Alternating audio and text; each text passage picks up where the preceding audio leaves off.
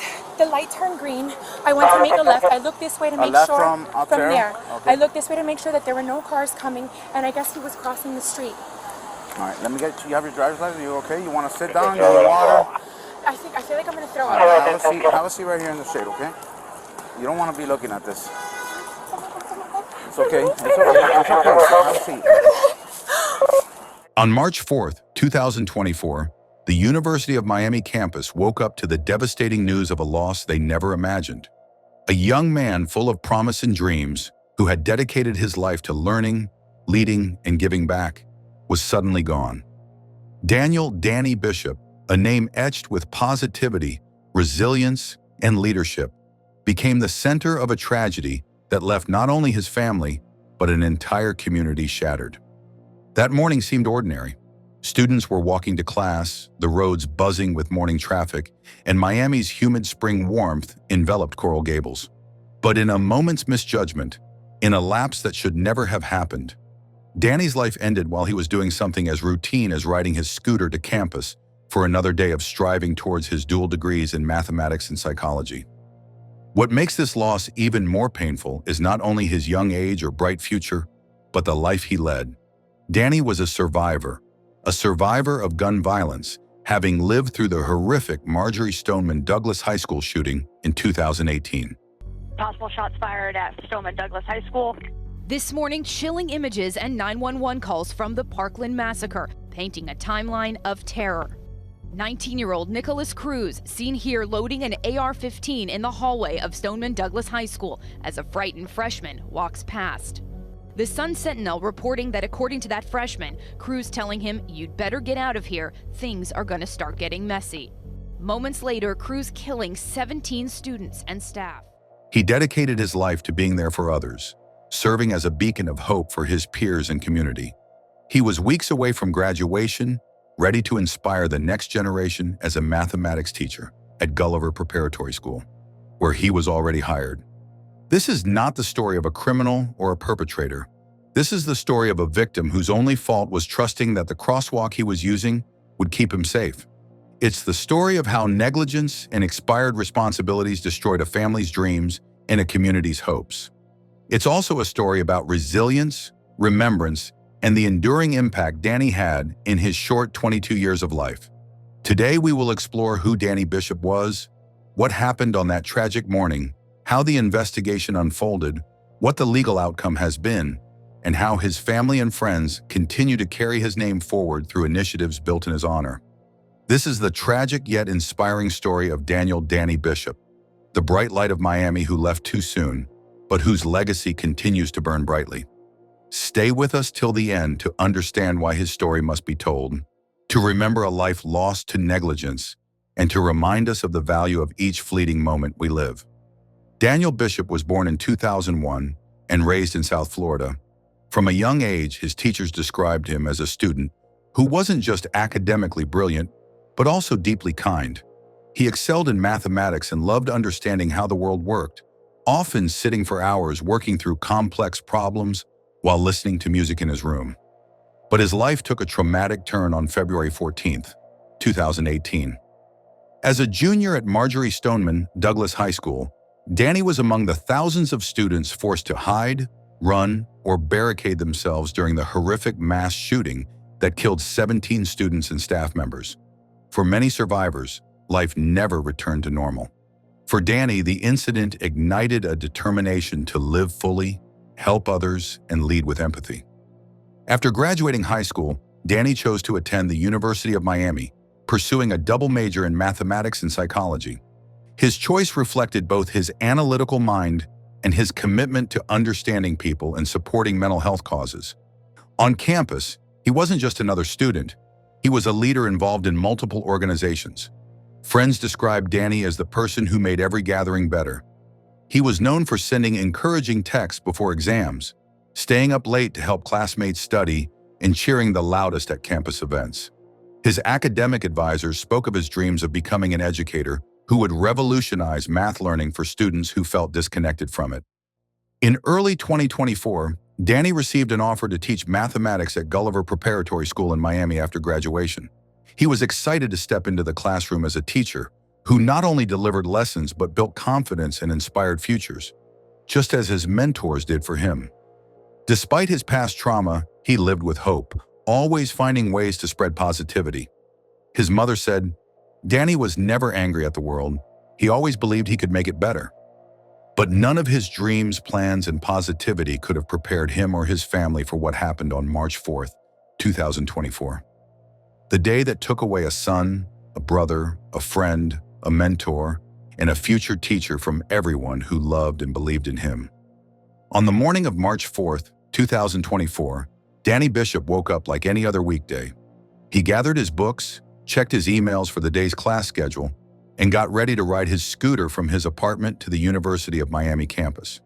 It was a short commute, one he did almost daily, taking the streets and crosswalks that many students used.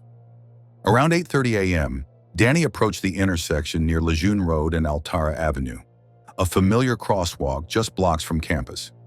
Witnesses recall seeing him waiting at the pedestrian crossing signal, adjusting his backpack straps, and looking both ways before proceeding across. At that exact moment, a white SUV driven by Veronica Bilbao de la Vega approached the intersection. According to the police report and later confirmed statements, Veronica Bilbao de la Vega failed to yield to Danny, striking him as he crossed within the marked pedestrian crosswalk. The impact threw him several feet forward, resulting in immediate life-threatening injuries. Emergency responders were called within minutes, and bystanders rushed to provide first aid. Danny was still conscious when they arrived, but severely injured. What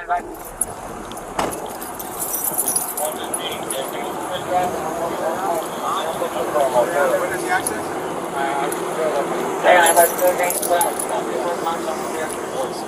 You see the accident at all? I didn't. I just showed up. Okay, he's good to go. You got what?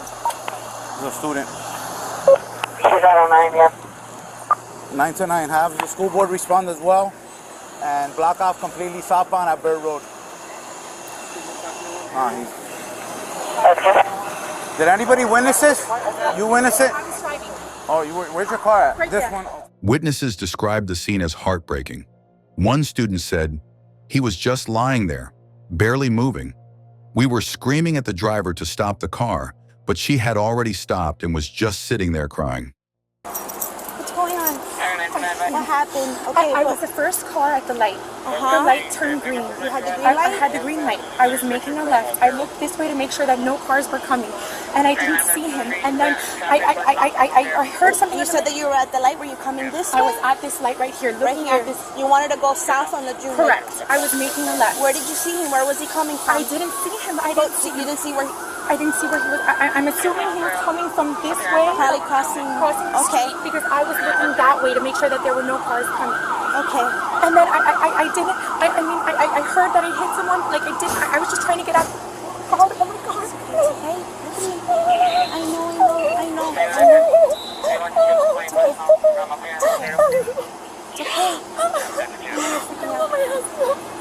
Did you call him? You want to call him? Give me a second, okay? First responders stabilized Danny at the scene and transported him to Jackson Memorial Hospital's Ryder Trauma Center, where trauma surgeons worked tirelessly to save him. Sadly, despite their best efforts, Danny Bishop succumbed to his injuries and was pronounced dead shortly after arrival. Later investigations revealed that Bilbao de la Vega's driver's license had been expired since 2020, 4 years before the incident. She told officers she didn't see him as she turned into the crosswalk area, but multiple witnesses and traffic camera footage indicated clear pedestrian right-of-way and visibility. The immediate aftermath was filled with shock and grief. The impact of this crash was not just a momentary tragedy, it was the irreversible erasure of a life filled with kindness, talent, and dreams.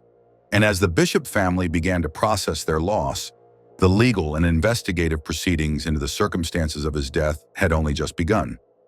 The investigation into Daniel "Danny" Bishop's tragic death began within minutes of the collision. Coral Gables Police Department officers arrived at the scene near Lejeune Road and Altara Avenue to find the aftermath of a devastating crash. First responders were tending to Danny as traffic investigators began cordoning off the area, placing evidence markers on the pavement to document his scooter's final resting place. the impact point, and skid marks left by the SUV. Witnesses were gathered on the sidewalks, many visibly shaken and emotional after witnessing what had just happened. We are conducting an interview for case number 2400-1610. Can you please tell me from your point of view what happened? Yeah, so from my point of view, I was in the car, I was on the passenger side, my husband was driving, my husband yells. So I get yelled. From what I saw, there was a black Cadillac Escalade turning. There was something under it, looked like a body, and she just kept going until she got to about here, runs over it twice, and then she kind of went a little bit further, and then he was, by then, my husband had already stopped the car and had like hopped out. So you were sitting inside your vehicle, correct? Yeah. Were you sitting? Where were you sitting specifically? The passenger side. From passenger? Yeah, from passenger. And your vehicle was at a complete stop? Yeah, we were stopped at we had a red light. Okay. Do you remember what lane you were on? Yeah, we were in the lane closest to the right. So the sidewalk is right next to your right-hand The side? sidewalk is right next to And the you have right-hand another lane to the left? Yes. Okay. Do you recall if there was any other vehicles between your vehicle and the Escalade as it was making the left turn? I believe there was. I believe there was another one, yeah. Did you see the initial impact? I did not see the initial impact. What is the first thing that you recall seeing? The black Escalade. The first thing I saw was the black Escalade. So you saw it as it was going in front of you? As if it's going in front of you? It was like there, my car. So like more so on my husband's side. But did you see the black Escalade before impact or after impact? After impact. Okay. So you first noticed the Escalade after the impact took place? Yeah. And what was the first thing that you remember as you saw the Escalade? The first thing I saw was the Escalade and then my husband yelling, oh my God, and then you saw something underneath it. Did your husband yelling alert you to look up and look in that direction? Yeah. Okay. And I think he was also trying to honk, but I don't think he was quite getting that out. So he was like, oh my God, she's hitting someone. And then that's when I noticed. Did you exit the vehicle at any point? I did. Okay. I did, because my husband exited and ran out, and so we're in the right lane. I was like, oh my God, do I go out and help him? But we also had my child in the car, so I knew I couldn't just, exit and leave. I didn't want to leave the car right on the June, so I actually turned it right. There was a car in that meter, so I parked right behind it. And then watched. And you remained with your child in the vehicle? Yeah. Okay. Yeah. Can you recall any information that you can think of that might be able to assist us? Did you see any other witnesses or? There was definitely other people on the sidewalk with my husband. You just saw I called 911 also. Okay. As I was getting out, I quickly called 911. She told me that she thought there was other vehicles already on the way, and I said, please hurry, because it looked like there was a lot of blood already pooling around him. So I told her, please hurry, because it didn't look good. And she told me, I think there's already vehicles on the way. And you saw him, he wasn't really moving at all. Like right in the middle. And then my husband was already there at that point. And he just didn't look like he was moving. Thank you for staying, and thank you for helping out with your statement. I really appreciate it. Officers took down immediate statements, learning that Danny had been waiting at the crosswalk signal before crossing with the pedestrian light in his favor. Detectives retrieved surveillance footage from traffic cameras and nearby business security systems to piece together a clear timeline of events. The footage confirmed what eyewitnesses described. Danny arrived at the crosswalk on his scooter, paused, waited for the signal, and then began to cross at a steady pace. At that moment, the white SUV driven by Veronica Bilbao de la Vega approached the intersection and failed to stop, striking him with force that threw him forward onto the asphalt. Can you please tell me where were you when you saw the crash? I'm going to give you everything that I know as a fact. I'm not going to speculate too much. I was coming north on Ponce, coming out of here. On which lane? On the outer lane. So on the next to the sidewalk? Next to the sidewalk. Okay. And I pulled up to the stoplight. It was red. Okay. Were you the first vehicle at the stop bar? Yeah. Okay. And just to clarify, you mean Lejeune, right? I'm sorry, not Ponce, Lejeune. Lejeune, okay. Okay, Sorry. got Look at this. It's alright, it's alright. On Lejeune, we're coming out of here. My son had a doctor's appointment. We're on the outer lane closest to the sidewalk. We're heading north. I stop. I'm right at the crosswalk is right in front of me. And what I saw of the accident was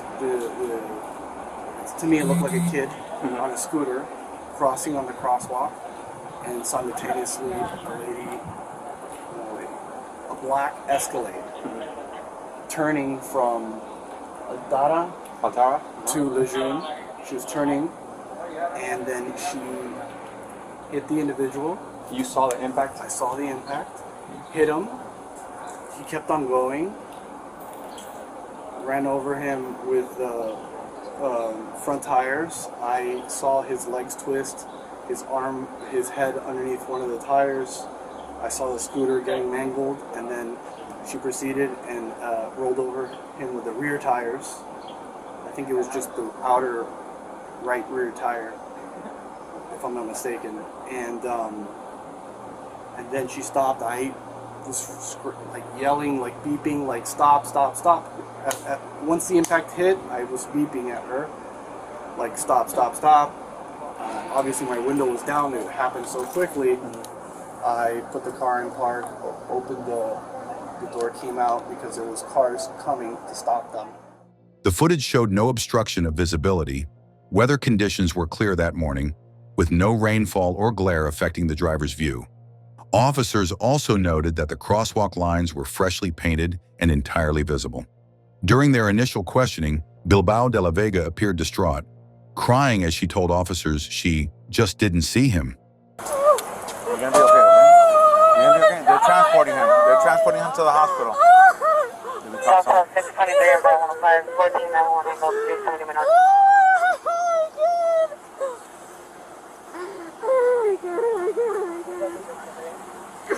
I know from seafood. Oh yeah. Oh my god, oh my god. Where is your husband coming from? Young lady, on? You want the water or anything here? Some water, your water. You're just coming from the gym over here?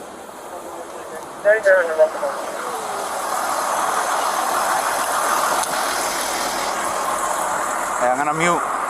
You guys recording? I'm gonna mute real quick. It's a student? Yeah. 45? Yeah. It's a student, bro. You know they're going to need a It's on the license to start traveling that way.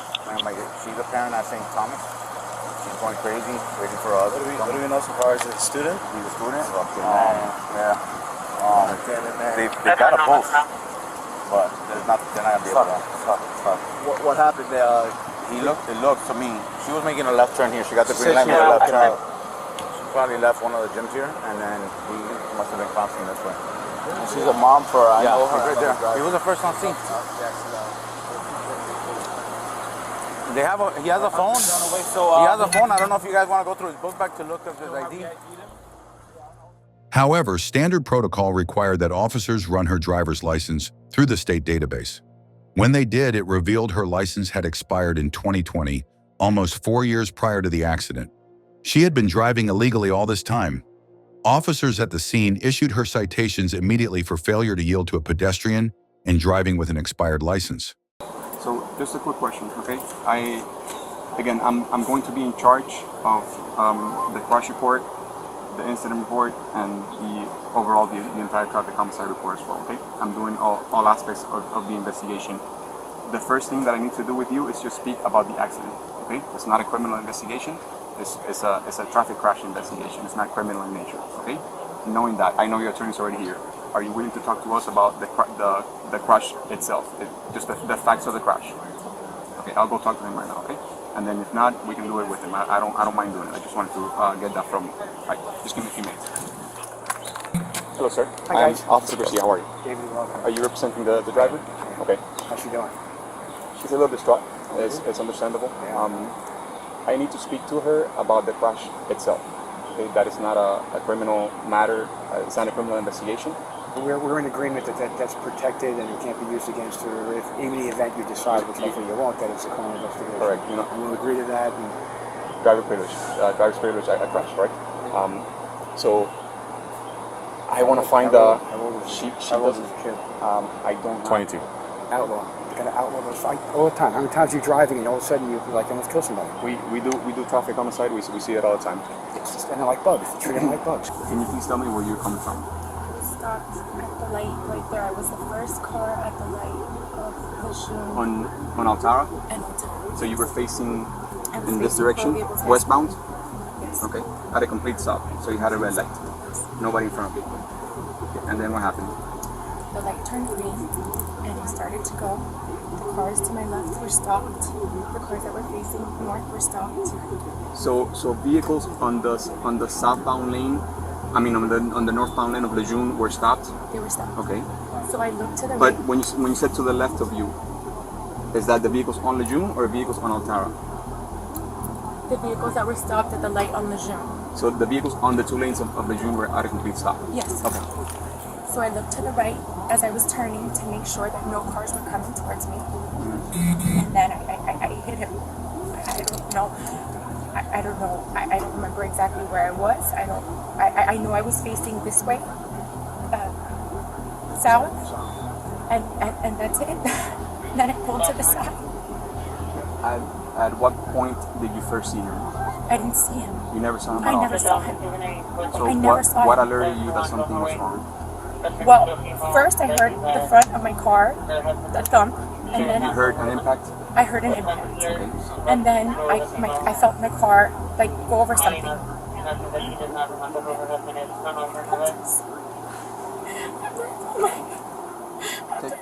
time. As per Florida law, they also requested a full toxicology screening.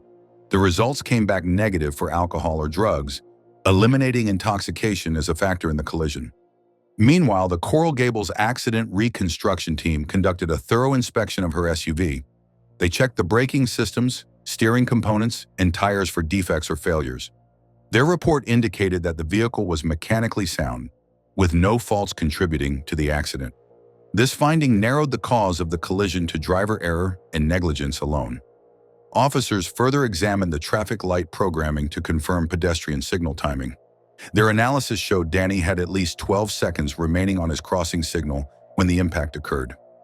As the investigation continued, Danny's family hired private attorneys and an independent accident reconstruction expert to conduct their own analysis.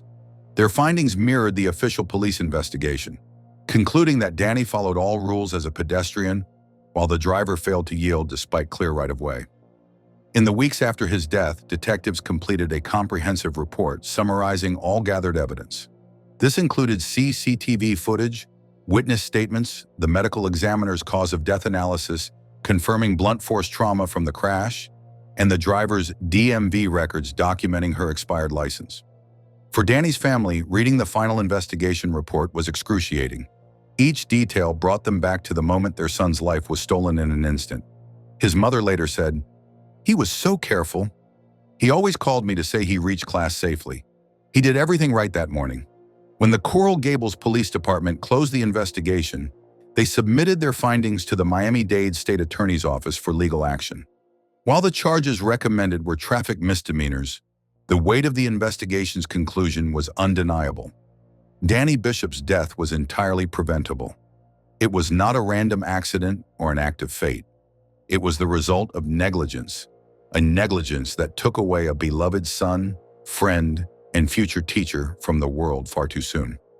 After the Coral Gables Police Department concluded its investigation, the Miami-Dade State Attorney's Office moved forward with charges against Veronica Bilbao de la Vega.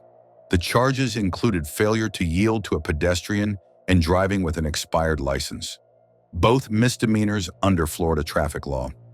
In court, Veronica appeared visibly remorseful. She entered a plea of no contest to both charges. During the sentencing hearing, she broke down in tears as she read her prepared statement to the court, apologizing to Danny's family. Her voice trembled as she said she could never forgive herself for what happened, that she saw his face every day and prayed for his peace. Danny's parents sat in the courtroom listening to the woman responsible for their son's death. The judge listened with solemn attention before announcing his sentence. Veronica Bilbao de la Vega was sentenced to 6 months of probation, 500 hours of community service, and a $1,000 fine. She was also ordered to complete a defensive driving course before reapplying for her license. Additionally, her probation terms included restrictions on driving and mandatory monthly reporting to document her community service progress. The court acknowledged the immense grief of Danny's family, but explained that under state law, misdemeanor traffic charges carried limited sentencing options. For the Bishop family, the sentence felt like a mere formality that could never equate to the loss they endured.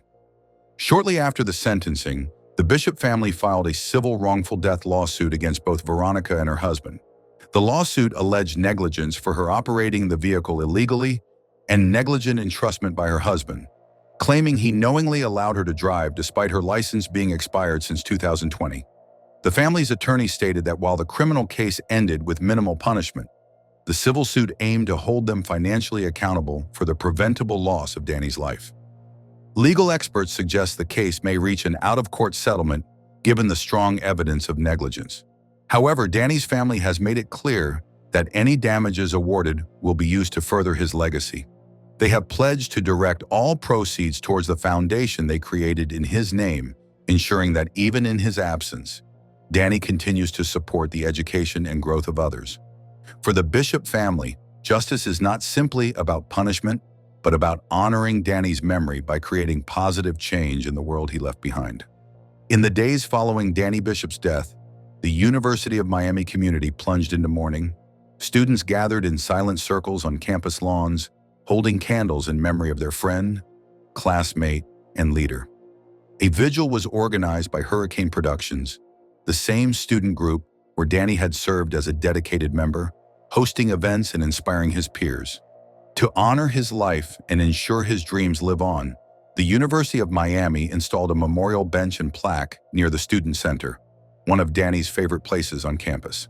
The plaque reads, "In loving memory of Daniel Danny Bishop, a true bright light who taught us to lead with love, always."